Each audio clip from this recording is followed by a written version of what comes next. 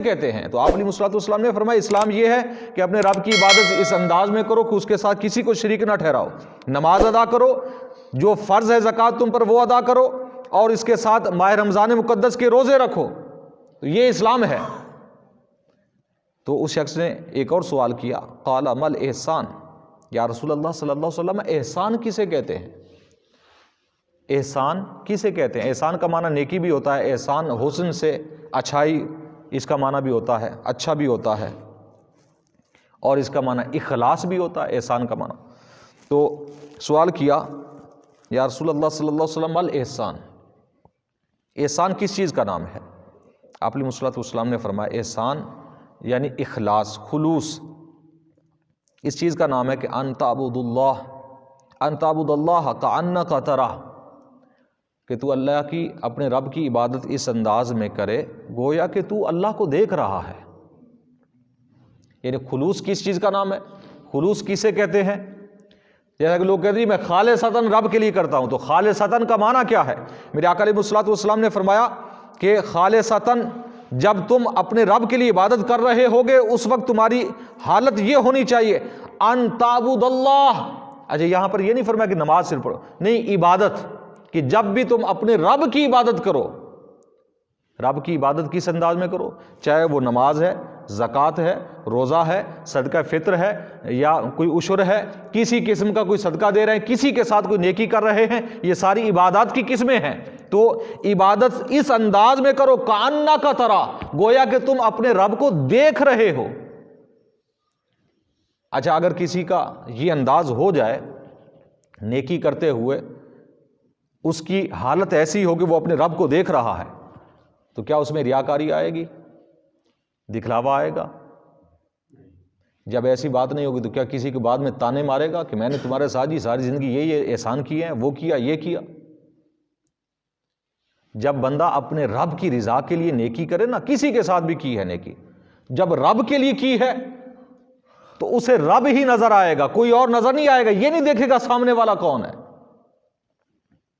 سامنے والے کی طرف اس کی توجہ ہی نہیں ہوگی، توجہ اس کی اپنے رب کی طرف ہوگی۔ اس لیے آپ علیہ الصلوۃ والسلام نے فرمایا خلوص کا سب سے اعلیٰ ترین درجہ جو ہے وہ یہ ہے کہ تم عبادت اس انداز میں کرو اپنے رب کی کأنک تراہ، گویا کہ تم اپنے رب کو دیکھ رہے ہو۔ تمہاری حالت ایسی ہونی چاہیے، یعنی اگر تم نماز میں کھڑے ہو جاؤ، تمہاری حالت یہ ہو کہ میں اپنے رب کو دیکھ رہا ہوں، اس انداز میں کھڑے ہو جاؤ، اس انداز میں کھڑے ہو جاؤ۔ اچھا ہمارے ہاں ہوتا کیا ہے، نماز کے اندر اکثر و بیشتر یہ ہوتا ہے کہ ہمارے لوگ پرانے پھٹے کپڑے دوڑتے ہوئے آئے، نماز پڑھی، جس انداز میں کھڑے ہو گئے، نہ سر ڈھکنے کا پتہ ہے، نہ لباس پہنا ہوا کہ کیسا لباس ہے، وہ لباس اچھا ہے یا برا ہے یا گندا ہے، نہ پاک ہے، کوئی اس کی تمیز، یعنی اکثر ہمارے ہاں ایسا جو نماز پڑھتے ہیں نا، اس چیز کی پرواہ نہیں کرتے، اس چیز کی پرواہ نہیں کرتے۔ حالانکہ اس لیے فقہ کی کتابوں میں یہ مسئلہ لکھا ہوا ہے، اگر کوئی شخص ایسے لباس میں نماز پڑھتا ہے، یعنی ایک اصول ذہن میں رکھیں، کوئی بھی ایسا لباس ہے کہ وہ لباس آپ کسی اور کے سامنے پہن کر نہیں جا سکتے یا شرم محسوس کرتے ہیں، یا کسی دنیا دار کے سامنے وہ لباس پہن کر آپ جائیں تو آپ کو شرم آتی ہے، ایسے لباس میں نماز پڑھنا مکروہ تحریمی ہے، حرام کے نزدیک ہے۔ تو اخلاص کہاں سے پھر رہا ہمارا؟ اچھا مسجدوں میں ہمارے ہاں ٹوپیاں رکھی ہوتی ہیں، اس پر کئی مرتبہ ہم نے پہلے بھی گفتگو کی ہے،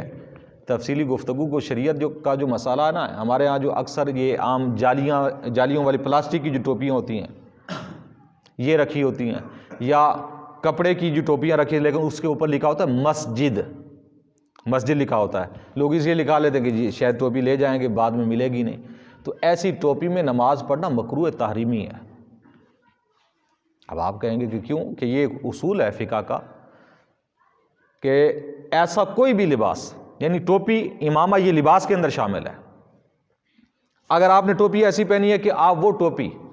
کسی دنیا دار کے جلسے میں کسی دنیا دار کے سامنے پہن کر نہیں جا سکتے، شرم آتی ہے آپ کو، آر آتی ہے آپ کو، تو وہ ٹوپی اس انداز میں اپنے رب کی بارگاہ میں پہن کر کیسے جا سکتے ہو؟ کیا رب کی بارگاہ میں شرم ہی نہیں آئے گی تمہیں؟ ایک دنیا دار کے سامنے پاس جاؤ تو شرم آئے اس لباس کے اندر،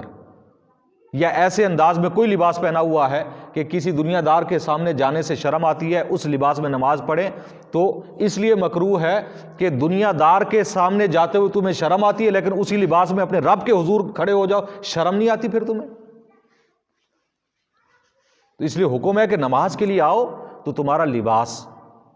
ایسا ہونا چاہیے کہ جس لباس میں تم دنیا داروں کے پاس جاؤ تو خوش ہو کر جاؤ، تاکہ تم اپنے رب کی بارگاہ میں، کہ اللہ کی بارگاہ یہ سب سے اعلیٰ ترین بارگاہ ہے، اس سے بڑی کوئی بارگاہ نہیں ہے، تو اس میں تمہارا لباس پاک بھی ہو، صاف بھی ہو، ستھرا بھی ہو، اور سب سے اچھا بھی ہو۔ ٹوپی بھی اگر پہنی ہے تو وہ بہترین ٹوپی ہو،